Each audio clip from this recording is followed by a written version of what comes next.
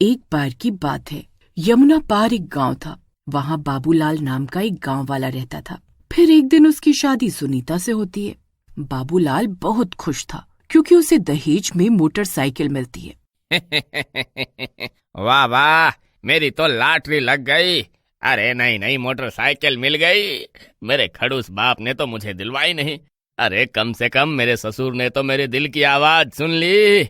अरे वाह वाह, ससुर जी आपकी जय हो जय हो। फिर सुनीता उसे खिड़की पर खड़ी देख रही होती है। अजी, रात के 12 बज गए हैं, अब अंदर भी आ जाइए। मोटरसाइकिल को ही चमकाते रहेंगे या मेरी तरफ भी ध्यान देंगे? आज हमारी शादी की पहली रात है जी, अंदर आइए ना, मैं कब से आपका इंतजार कर रही हूँ। हाँ हाँ भाग्यवान, अरे अभी आया। बाबूलाल बहुत खुश था, लेकिन उसे क्या पता था कि उस रात उसकी जिंदगी बदलने वाली है। फिर बाबूलाल घर के अंदर चला जाता है। वहीं पास के जंगल से एक तांत्रिक गुजर रहा होता है। उसके हाथ में एक लोटा होता है। उस लोटे के अंदर उसने एक चुड़ैल को पिछले 20 सालों से कैद किया होता है। तभी उस तांत्रिक का पैर एक पत्थर से टकराता है और वो लोटा उसके हाथ से नीचे गिर जाता है और टूट जाता है। तभी वो चुड़ैल आजाद हो जाती है। अरे नहीं, यह मैंने क्या कर दिया? हे भगवान, अब क्या होगा? तभी वो तांत्रिक डर के मारे वहां से भाग जाता है। आखिरकार मैं आजाद हो ही गई। तभी वहां से एक मोटरसाइकिल वाला गुजरता है। चुड़ैल को सामने खड़ा देखकर वो डर जाता है और उसकी मोटरसाइकिल पेड़ से टकरा जाती है। अरे ये चुड़ैल कहाँ से आ गई? उस चुड़ैल को देखकर वो गांव वाला अपनी मोटरसाइकिल वहीं छोड़कर भाग जाता है। अरे रुक, भागता कहाँ है? मुझे बहुत प्यास लगी है। तेरा खून पीकर मैं अपनी प्यास बुझाऊंगी। रुक डरपोक। फिर वो गांव वाला भागता हुआ जंगल की ओर चला जाता है। अरे ये भी गया। मुझे बहुत प्यास लगी है, अब मैं अपनी प्यास कैसे बुझाऊं? तभी चुड़ैल को मोटरसाइकिल से गिरे हुए पेट्रोल की खुशबू आकर्षित करने लगती है। अरे वाह, कितनी प्यारी खुशबू है। ये क्या चीज है? फिर चुड़ैल नीचे मुंह करके जमीन पर पड़ा हुआ पेट्रोल चाटने लगती है। इसका स्वाद तो खून से भी अच्छा है। ये क्या चीज है? जो भी है बहुत बढ़िया है। फिर चुड़ैल मोटरसाइकिल की टंकी का पूरा पेट्रोल पी जाती है। मजा आ गया। फिर चुड़ैल और ज्यादा पेट्रोल की तलाश में गांव पहुंच जाती है। गांव में किसी के पास भी कार नहीं होती, बस कुछ चुनिंदा लोगों के पास मोटरसाइकिल होती है। फिर चुड़ैल की नजर बाबूलाल की नई नवेली मोटरसाइकिल पर पड़ती है। फिर वो उसकी मोटरसाइकिल के पास बैठ जाती है और मोटरसाइकिल का पेट्रोल पाइप निकालकर पेट्रोल पीने लगती है। मजा आ गया। फिर चुड़ैल पूरी पेट्रोल की टंकी खत्म करके वहां से आगे बढ़ जाती है। वहीं बाबूलाल अपनी पत्नी के साथ कमरे में बैठा होता है।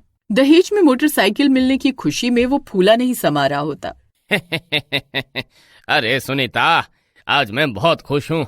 मेरे प्यारे ससुर जी ने मेरा बचपन का सपना पूरा कर दिया। वाह वाह। अजी अब बस भी कीजिए, कितनी खुशी मनाएंगे। अरे सुनीता, मुझे रहा नहीं जा रहा। पता नहीं कब सुबह होगी और कब मैं मोटरसाइकिल को पूरे गांव में घुमाऊंगा। अजी सुबह होने का इंतजार क्यों करना? अगर आप चाहो तो हम अभी घूमने जा सकते। चलिए एक चक्कर लगा कर आते। वाह वाह, अरे तुमने तो मेरी मुंह की बात छीन ली। चलो जल्दी चलो। फिर बाबूलाल और सुनीता खुशी खुशी घर से निकलते हैं और मोटरसाइकिल पर बैठकर गांव में घूमने निकल पड़ते हैं। लेकिन कुछ दूर जाते ही मोटरसाइकिल झटके मारने लगती है। अरे अरे ये क्या हो गया? ये झटके क्यों मार रही है? अजी आपको मोटरसाइकिल चलानी तो आती है ना, ठीक से चलाइए, ये झटके क्यों मार रहे हैं? तभी मोटरसाइकिल झटके मारते मारते रुक जाती है। अरे अरे इसे क्या हो गया? फिर बाबूलाल बहुत देर तक कोशिश करता है लेकिन मोटरसाइकिल स्टार्ट नहीं होती। ओहो, मुझे तो पहले ही ससुर जी की नीयत पर शक था। पता नहीं क्या खटारा मोटरसाइकिल दी है, कुछ कदम चलते ही खराब हो गई। हाँ अजी खबरदार, अगर मेरे पापा के बारे में कुछ भी कहा तो मुझसे बुरा कोई नहीं होगा। अरे अब इस मोटरसाइकिल को खटारा नहीं कहूँ तो क्या कहूँ? कुछ कदम चलने पर ही खराब हो गई। सस्ता मॉडल खरीदा है ससुर जी ने पैसे बचाने के चक्कर। अरे नास मिटे, तू साइकिल पर ही सही था। तुझे तो मोटरसाइकिल दिलवानी नहीं चाहिए थी। मैं कल ही पापा को फोन करके मोटरसाइकिल वापस भिजवा दूंगी, फिर चलाना अपनी खटारा साइकिल। अरे प्रियतम, तुम तो नाराज हो गई। अरे मैं तो मजाक कर रहा था। फिर बाबूलाल मोटरसाइकिल हिलाकर देखता है तो उसे टंकी से पेट्रोल की आवाज नहीं आती। लगता है पेट्रोल खत्म हो गया है। ओहो, लगता है ससुर जी ने सिर्फ 10 रुपए का ही पेट्रोल डलवा कर दिया था, तभी 10 कदम भी नहीं चली। फिर जैसे तैसे वो मोटरसाइकिल को धक्का मारकर वापस घर ले आते हैं और थके हारे सोने चले जाते हैं। वहीं दूसरी तरफ चुड़ैल पेट्रोल की तलाश में पूरे गांव में घूम रही होती है। आज तो मजा आ गया, कल फिर आऊंगी।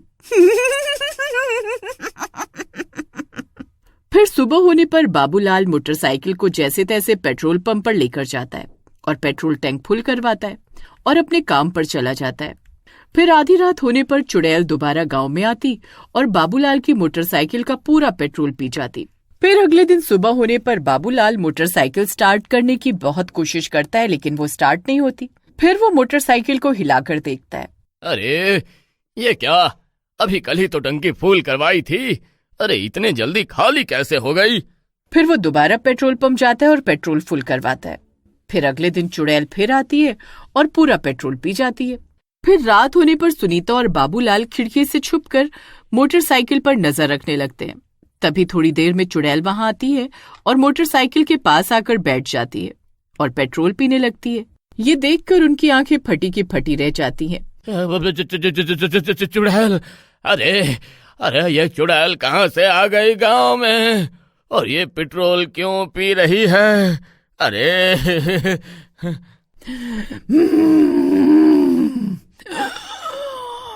मजा आ गया। फिर चुड़ैल पूरी टंकी खाली करके वहां से चली जाती है। फिर उसके जाने के बाद बाबूलाल भागकर वहां जाता है। अरे चुड़ैल, तेरा नाश मिटे। अरे मेरा पूरा पेट्रोल पी गई।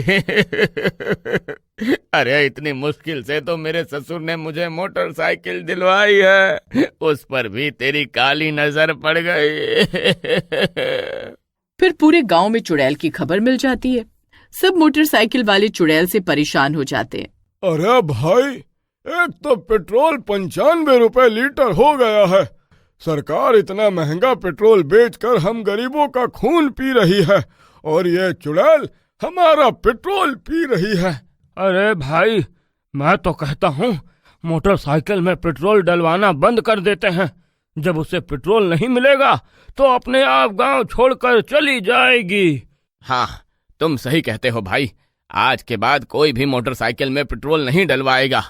फिर रात होने पर चुड़ैल वापस गांव में आती है। सब गांव वाले छुप छुप कर चुड़ैल को देख रहे होते हैं। फिर चुड़ैल बारी बारी से हर मोटरसाइकिल के पास जाती और पेट्रोल पीने की कोशिश करती, लेकिन किसी भी मोटरसाइकिल में पेट्रोल न होने की वजह से उससे गुस्सा आ जाता है। फिर वो गांव वालों का दरवाजा खटखटाने लगती है। ए गांव वालों, खोलो दरवाजा, अब मैं तुम्हारा खून पीकर अपनी प्यास बुझाऊंगी। अरे मर गए रे। अरे ये दाव तो हम पर ही उल्टा पड़ गया रे। अरे अब ये नास मिट्टी चुड़ैल तो पेट्रोल की जगह खून पीने की बात कर रही है। अरे अब क्या होगा? अजी आप घबराइए नहीं, मेरे पास एक तरकीब है।